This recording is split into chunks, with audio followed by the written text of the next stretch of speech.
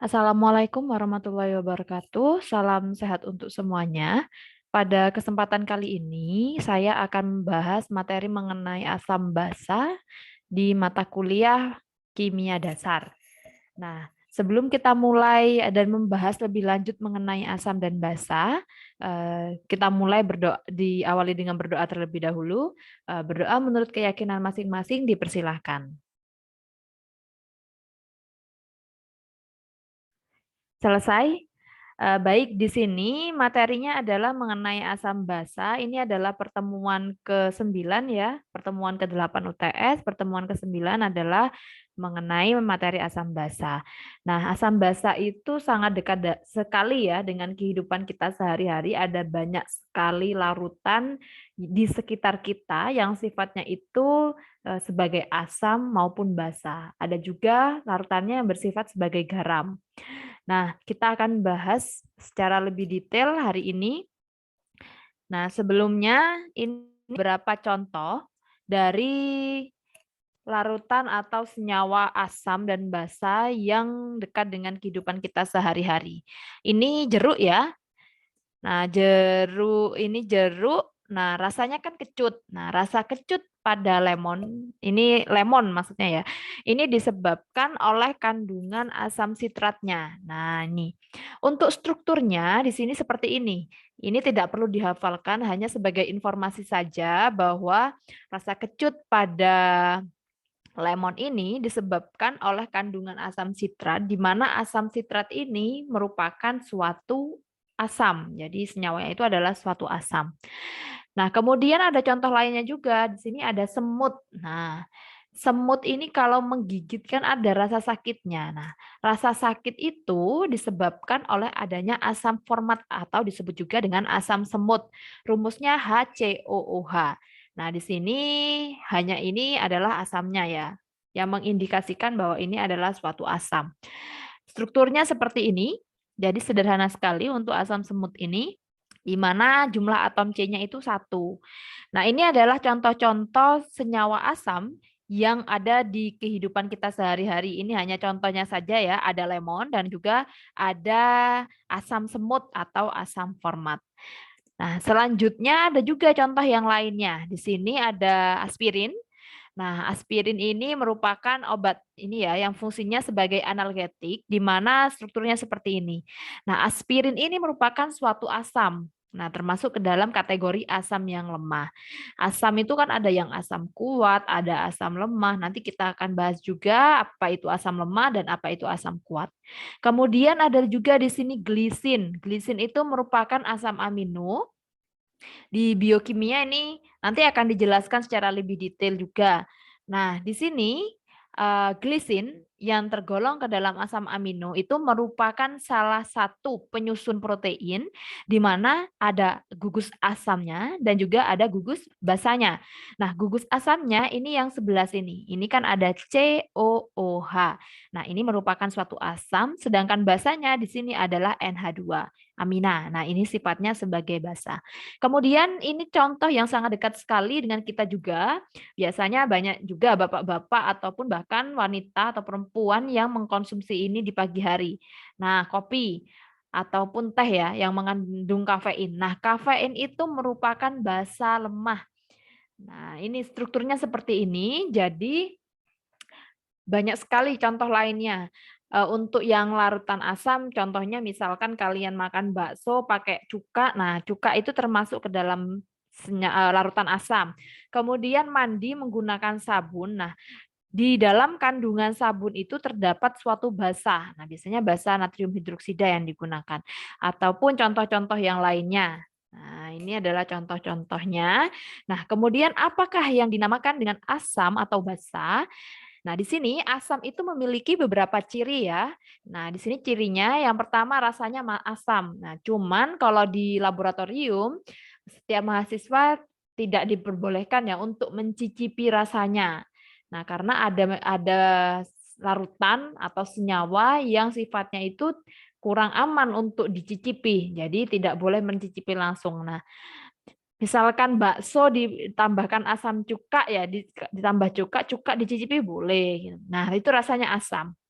Kemudian ciri-ciri yang lainnya yaitu mengubah kertas lakmus menjadi merah. Kalau asam ini akan mengubah kertas lakmus biru menjadi merah ataupun merah tetap menjadi merah. Nah, kemudian yang ketiga dapat mengkorosi logam. Yang keempat ini bereaksi dengan basa membentuk garam dan air. Nah, ini ya garam. Garam itu merupakan senyawa di mana ini merupakan hasil reaksi antara asam dan basa, di mana penyusunnya itu tidak mengandung H+ dan OH-. Itu namanya garam. Kemudian asam itu pH itu merupakan derajat keasaman ya. pH-nya itu kurang dari 7. Nah, itu tergolong ke dalam asam. Nah, bagaimana dengan basa? Nah, basa rasanya pahit. Kalau asam rasanya asam, kalau basa rasanya pahit. Contoh lainnya adalah licin. Nah, kalau basa ini akan mengubah kertas lakmus menjadi biru.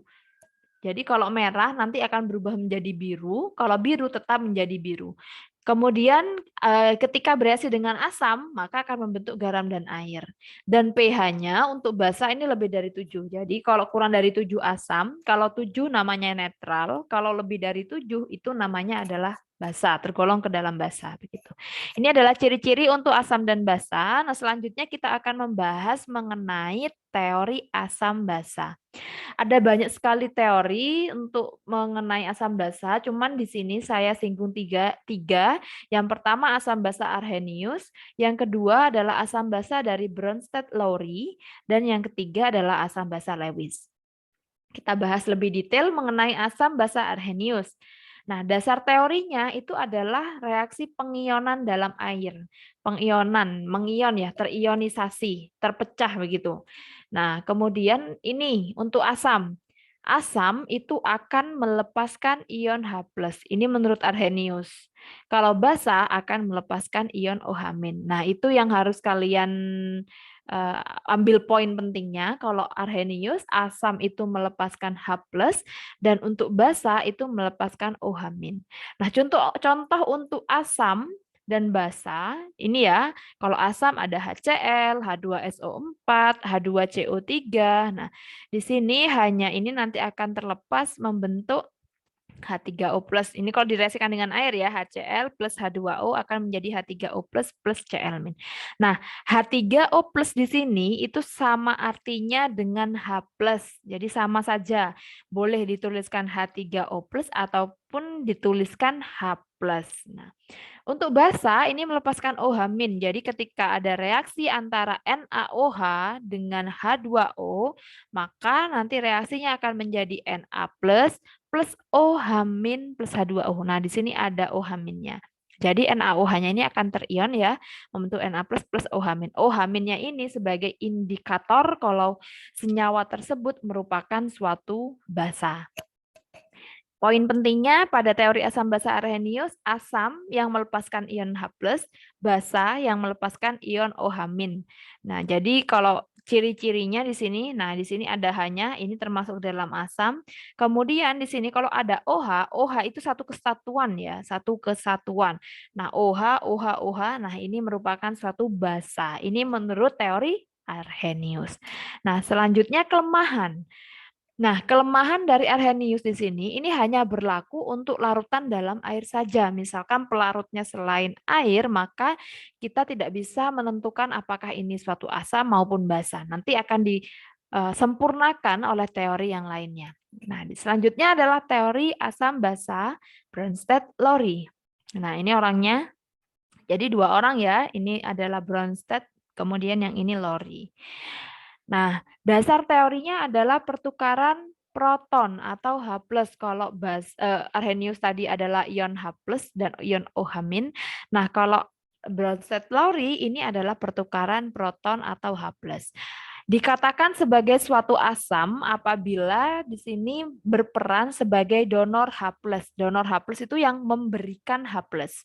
Sedangkan berperan sebagai basa apabila menerima atau disebut juga dengan akseptor H+. Nah, contohnya ini ya. Di sini ada NH3 direaksikan dengan H2O. Nah, di sini yang berperan sebagai asam adalah Sebentar. Yang berperan sebagai asam di sini adalah H2O-nya karena H2O di sini memberikan H+-nya atau protonnya kepada NH3. NH3 karena berperan sebagai akseptor maka ini disebut dengan basa. Nah, nanti ini ya kita bahas lagi. Nah, ini gambar lainnya. NH3 berperan sebagai basa karena menerima H+ dari asam. Di sini kita ambil patokannya adalah tanda panah ini ya. Nah, di ruas sebelah kiri ini merupakan satu pasang asam dan basa. Di ruas sebelah kanan juga satu pasang asam dan basa. Bedanya di sini untuk yang sebelah kiri, ruas sebelah kiri ini hanya asam basa saja. Untuk yang ruas sebelah kanan ada tambahan kata konjugat atau konjugasi. Ini berlaku untuk teori Bronsted-Lowry. Nah, saya ulang lagi. Ini berlaku untuk teori asam basa Bronsted-Lowry. Jadi ada istilah asam basa konjugat atau asam basa konjugasi. Nah, tolong diperhatikan di sini. Sebelumnya sudah dibahas ya, kalau NH3 ini berperan sebagai basa karena menerima H+ dari H2O. Nah, karena di sini NH3 berperan sebagai basa, maka pada ruas sebelah kanan di sini NH4 ini dinamakan dengan asam konjugat. Jadi ini satu pasang. Ini basa, maka di sini di ruas sebelah kanan ini adalah asam konjugat ditambah konjugatnya. Jadi ini basa, ini asam konjugat. Kemudian untuk H2O. Nah, di ruas sebelah kiri ini sifatnya asam. Maka di ruas sebelah kanan sisa dari H2O ini disebut sebagai basa. Jadi sudah berpasangan asam basa gitu. Cuman yang di ruas sebelah kanan diberi kata konjugat atau konjugasi. Jadi ini sudah satu pasang. Misalkan nanti di ujian ditanyakan pasangan asam basa konjugatnya yang mana? Asam basa konjugat berarti H2O dan OH-. Mengapa demikian? H2O ini asam. Pasangannya basa konjugat. Nah, basa konjugatnya adalah OH-. Nah, begitu. Nah, apakah yang dinamakan basa konjugat? Nah, basa konjugat itu spesies yang terbentuk ketika satu proton pindah dari asam tersebut. Jadi, ini misal ini ya, asam. Ini asam. Nah, ketika H2O sudah memberikan H+-nya, akhirnya kan menjadi OH-. Jadi sisanya ini akhirnya membentuk OH-. Nah, OH- ini disebut basa konjugat. Asam konjugat juga sama seperti itu. Ini NH3 kan basa. Ketika sudah menerima H+ atau proton membentuk NH4+, maka spesies yang ini disebut sebagai asam konjugat. Nah, begitu ya. Selanjutnya adalah teori asam basa Lewis. Nah, ini orangnya seperti ini ya, Bapak Lewis. Dasar teorinya adalah mengenai pemasangan pasangan elektron bebas atau disebut juga dengan PEB. Nah, asam di sini disebut sebagai asam apabila menerima PEB. Kalau basah itu memberikan PEB atau pasangan elektron bebas. Contohnya di sini ada ya, asam BF3, basah adalah NH3. Nah, di sini kita lihat. Ini adalah suatu basa. Nah, basa itu kan memberikan PEB atau pasangan elektron bebas. Nah, di sini ada elektron bebas pada atom N-nya, yaitu sepasang ya. Nah, ketika ini diberikan kepada BF3, maka ini NH3 akan berperan sebagai basa. Yang menerima PEB ini akan berperan sebagai asam. Nah, gitu. Itu tadi adalah penjelasan mengenai teori asam basa. Jadi ada 3. Yang pertama adalah teori Arrhenius. Perlu ditekankan itu asam jika melepaskan H+, basa jika melepaskan OH-. Kemudian teori Bronsted-Lowry. Di sini yang asam itu jika asam itu sebagai donor proton. Kemudian kalau basa itu sebagai akseptor proton. Nah, di sini. Ada juga istilah asam basa konjugat. Nah, itu di teori Bronsted-Lowry. Kemudian di teori basa Lewis, nah ini asam yang menerima PEB, basa yang memberikan PEB. Nah, itu adalah kesimpulannya ya. Selanjutnya kita bahas mengenai asam kuat dan basa kuat, asam lemah dan basa lemah. Nah, bisa dilihat di sini asam kuat ataupun basa kuat itu merupakan elektrolit kuat. Asam kuat dan basa kuat itu elektrolit kuat. 100% terdisosiasi. Nah, ini ya, terdisosiasi maksudnya terionisasi begitu ya. Itu 100%. Misalkan di sini HCl direaksikan menjadi dengan H2O itu 100% akan menjadi H+ dan Cl- atau H3O+ plus Cl-. Nah, jadi semuanya itu nanti akan membentuk H+ dan Cl-. Itu yang kuat. Nah, itu yang kuat. Ada embel-embel kuatnya ya. Kemudian memiliki alfa 1, baik untuk asam maupun basa. Nah, di sini. Contohnya asam kuat adalah ini. HClO4 perklorat ya, kemudian Hi, HBr, HCl, H2SO4 dan HNO3. Ini sudah diurutkan berdasarkan yang terkuat, asamnya yang terkuat. Nah, ya jadi yang paling kuat ini yang ini. Kemudian ada basa di sini ya. Basa itu yang terdisosiasi 100%. Jadi NaOH ini akan 100% nanti jika dimasukkan ke dalam air ya, jika bereaksi dengan air akan menjadi Na+ dan OH-. Nah, begini. Sekarang asam lemah dan basa lemah. Asam lemah itu elektrolit lemah. Basa lemah juga sama. Nah, asam lemah maupun basa lemah itu tidak terdisosiasi sempurna. Misalkan di sini HF. HF direaksikan dengan H2O, hasilnya tidak 100% menjadi H+ plus F-, tetapi masih ada sebagian yang tetap membentuk HF. Jadi tidak pecah secara sempurna menjadi H+ dan F-. Begitupun untuk basanya. Nah, begitu. Jadi kalau asam kuat itu elektrolit kuat terdisosiasi secara sempurna dan memiliki alfa 1. Kalau yang lemah tidak terdisosiasi secara sempurna, itu bedanya begitu. Nah, ini adalah tabel yang berisi kekuatan baik untuk asam maupun basa konjugasinya. Jadi asam itu pasangannya pasti basa konjugasi. Kalau basa pasangannya asam konjugasi. Nah, ini teori dari Bronsted-Lowry. Nah, ini di sini HClO4 asam perklorat. Ini kuatannya ini ya paling kuat. Nah, arahnya ke sini. Nah, sisanya ionnya itu kalau H+-nya sudah lepas kan akhirnya menjadi basa konjugat ya pasangannya, jadi membentuk ClO4- itu merupakan basa yang lemah. Nah, ini penjelasannya. Jika asamnya kuat, maka basa konjugatnya sangat lemah. Nah, jadi kan satu pasang ya asam dan basa konjugat. Kalau asamnya kuat, maka basa konjugatnya itu lemah. H3O+ atau H+ adalah asam terkuat yang dapat berada di dalam larutan berair. Ion OH- adalah basa terkuat yang dapat berada di dalam larutan berair. Nah, ini intinya ya. Bisa kalian pahami. Misalkan perlu dicatat di buku catatan, boleh dicatat saja. Nah, sekarang kita mulai ke perhitungan. Kita mulai di perhitungannya. Sebentar, saya sambil coret-coret dulu ya di sini. Nah, begini. Untuk perhitungan pH dan pOH, di sini ada istilah ya, pH dan pOH. Nah, ini. Nah, pH itu derajat keasaman, kalau pOH ini begini, pH ditambah pOH, pOH itu sama dengan 14. Nah, ini sudah suatu ketentuan ya, ada nanti sebentar. Saya tulis semua dulu, saya keluarkan. Nah ini.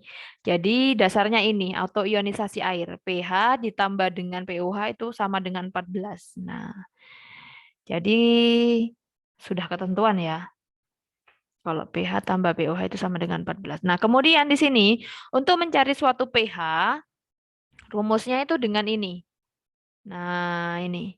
pH sama dengan min log H+. pH sama dengan min log H+. H+ adalah konsentrasi H+-nya. Nah, misalkan di sini konsentrasi H+-nya dalam tulisan seperti ini ya, 10 pangkat min N. Nah, ini membantu kalian untuk menghitung. Jadi kalau misalkan ada 10 pangkat min N, maka nilai pH-nya itu N. Jadi langsung saja. Misalkan di sini konsentrasi H plusnya adalah 10 pangkat min 2. Nah, seperti itu. Kalau konsentrasinya itu 10 pangkat min 2, konsentrasi H plusnya, maka nilai pH-nya adalah min log 10 pangkat min 2. Nah, di sini sebentar. Nah, di sini ya. Kalau nilai H plusnya adalah 10 pangkat min 2, maka di sini pH-nya adalah min log 10 pangkat min 2. Hasilnya adalah 2. Karena min log 10 pangkat min N itu hasilnya adalah N. Jadi kalau 10 pangkat min 2 berarti hasilnya adalah 2. Jadi ini adalah cara cepatnya begitu. Tidak perlu pakai kalkulator. Nah, misalkan ya lagi ada kasus seperti ini. pH sama dengan min log A kali 10 pangkat min N. Jadi misalkan konsentrasi dari H plusnya itu adalah 2 kali 10 pangkat min 3. Misalkan seperti ini ya konsentrasinya. Maka nilai pH-nya itu sama dengan N min log A. Nah, N-nya di sini 3. Berarti 3 min log 2. Nah, begitu. Jadi tidak perlu pakai kalkulator menghitungnya. Ini adalah cara cepatnya seperti ini. Nah, ini ya. Nah, ini. Ini untuk menghitung nilai pH. Kemudian pOH itu kalau pH tadi adalah min log H plus. Nah, kalau pOH di sini, pOH itu adalah min log OH min. pOH adalah min log OH min. Nah, di sini min log OH min. Kalau pH tadi min log H plus, kalau pOH itu OH min. Nah, misalkan yang diketahui pH-nya adalah 7. Misalkan pH-nya saya tulis di sini ya. Misal pH-nya itu 5. Nah, pOH-nya berapa? Jadi pOH tinggal kalian tulis aja pOH sama dengan 14 min 5. Nah, sama dengan 9. Mengapa demikian? Karena pH ditambah dengan pOH itu kan sama dengan 14. Jika pH-nya diketahui 5 dan pOH-nya dicari, maka pOH sama dengan 14 min 5 sama dengan 9. Nah, begitu. Mudah ya. Nah, di sini sudah ada penjelasannya. Untuk asam, pH-nya adalah sekitar 0 sampai dengan 7. Kemudian untuk pOH, nah untuk pOH di sini 14 sampai 7. Nah, asam itu H plusnya lebih banyak dari OH min. Untuk netral begini, untuk basa ini H plusnya lebih sedikit dibandingkan dengan OH min. Nah, ini adalah penjelasan mengenai perhitungan pH dan pOH. Jadi pH min log H plus, pOH min log OH min. Nah, caranya seperti ini ya berhitungnya. Kemudian saya lanjutkan lagi.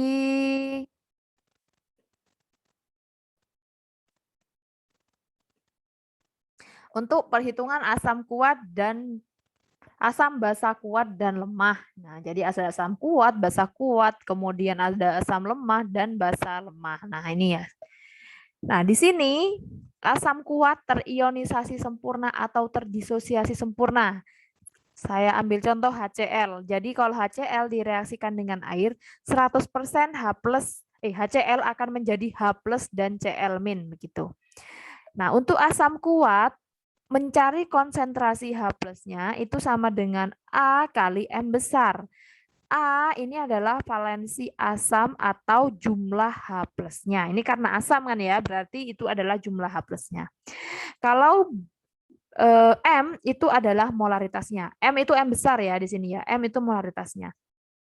Jadi untuk mencari nilai H plus dari asam kuat, maka rumusnya adalah A kali M. A adalah jumlah H plus, M adalah molaritas. Untuk basa kuat, untuk mencari nilai OH min-nya, maka rumusnya B kali M. B adalah jumlah OH min-nya, Dan M besar adalah molaritasnya. Nah, ini untuk asam kuat dan basa kuat. Sederhana ya. Nah, sekarang kita belajar mengenai asam lemah dan basa lemah. Nah, asam lemah dan basa lemah ini tidak terionisasi secara sempurna. Jadi tidak sempurna membentuk H+ dan tidak sempurna membentuk OH-nya. Jadi sebagian saja. Maka cara untuk menghitung H+-nya, sekarang yang asam lemah dulu ya. Untuk menghitung H+ dari asam lemah, maka rumusnya bisa menggunakan ini. Ada beberapa ya caranya. Bisa menggunakan akar Ka kali M, di mana Ka ini adalah tetapan asamnya. Ka itu tetapan asam. Jadi sudah ketentuan, sudah pasti nilainya sudah diketahui. Nah, kemudian M adalah molaritas atau bisa juga dicari dengan rumus H+ sama dengan alfa kali M. Alfa adalah derajat ionisasi. Misalkan yang diketahui pada soal adalah nilai Ka-nya, boleh menggunakan rumus akar Ka kali M. Atau kalau ingin lebih ribet boleh bisa dicari dulu nilai alfanya. Dengan cara alfa sama dengan akar Ka per M. Nah, seperti ini.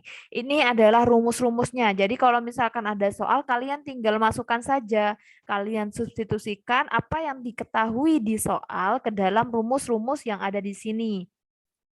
Untuk basa lemah, nah karena basa berarti OH ya. Nah, nilai OH-nya ini dapat dicari dengan menggunakan akar KB per kali M, misalkan yang diketahui adalah nilai KB atau tetapan basanya.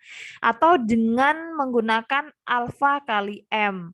Alfa derajat ionisasi kali molaritas. Nah, ini adalah rumus-rumusnya. Nah, untuk KB atau Ka-nya, tetapan asam atau tetapan basanya itu sudah diketahui. Di sini saya beri beberapa contoh ya. Misalkan adalah asam format, maka nilai dari Ka-nya adalah 1,7 kali 10 pangkat min 4. Misalkan asam asetat. Nah, asam asetat nilai Ka-nya adalah 1,8 kali 10 pangkat min 5. Nah, ini adalah nilai tabel untuk konstanta ionisasi atau tetapan asam maupun basa. Nah, ini juga ya ada ini juga ada amonia, kemudian ada urea, di sini nilai Kb dan nilai Ka-nya sudah ada gitu. Jadi kalian bisa gunakan nanti sebagai referensi untuk mengerjakan soal-soal. Nah, ini latihan soal, kalian bisa kerjakan. Ini yang pertama yang ada 2 soal ya, dengan masing-masing satu soal ada 2 lagi pertanyaan, nomor 2 juga ada 2 lagi. Nah, coba kalian kerjakan, rumusnya bisa mengikuti yang sudah saya jelaskan di slide sebelumnya. Kemudian ada reaksi asam dan basa. Nah, untuk reaksi asam basa itu ada beberapa macam. Ini kalian baca saja ya. Ada reaksi penetralan, ada reaksi oksida asam, kemudian ada reaksi oksida basa. Reaksi penetralan ini merupakan reaksi antara asam dan basa yang saling meniadakan sifat asam dan basanya, menghasilkan garam seperti yang saya sebutkan tadi di awal. Misalkan HCl plus NaOH menjadi NaCl. Nah, NaCl ini merupakan suatu garam. Garam itu hasil reaksi antara asam dan basa di mana tidak terkandung ion H+ dan ion OH-nya. Ya, ini adalah garam. Nah, di sini ada oksida asam, contohnya ini ya, kemudian ada oksida basa. Ini adalah reaksi untuk asam dan basa. Selanjutnya, aplikasi pada bidang farmasi. Nah, di sini ya, aplikasi asam basa dalam bidang farmasi, contohnya adalah penggunaan obat antasida. Obat antasida atau obat anti asam itu biasanya digunakan untuk obat MAH ya. Digunakan untuk mengatasi kelebihan asam lambung. Jadi semua antasida itu merupakan suatu basa. Nah, sehingga basa ini kan dapat menetralkan asam. Yang digunakan biasanya adalah ini NaHCO3 atau natrium karbonat. Kemudian CaCO3, ada magnesium karbonat, MgCO3, dan lain sebagainya. Ini adalah salah satu aplikasi asam basa dalam bidang farmasi. Itu saja sepertinya ya. Ada beberapa soal lagi di sini. Nah, ini latihan soal. Tentukan pH campuran berikut. Nah, Ini apa namanya dikerjakan dulu, dicoba dikerjakan. Misalkan nanti ada yang kesulitan, kita diskusi bersama melalui Zoom atau melalui WA Group. Sekian yang bisa saya sampaikan untuk pertemuan kali ini mengenai asam dan basa. Semoga bermanfaat. Saya akhiri. Wassalamualaikum warahmatullahi wabarakatuh.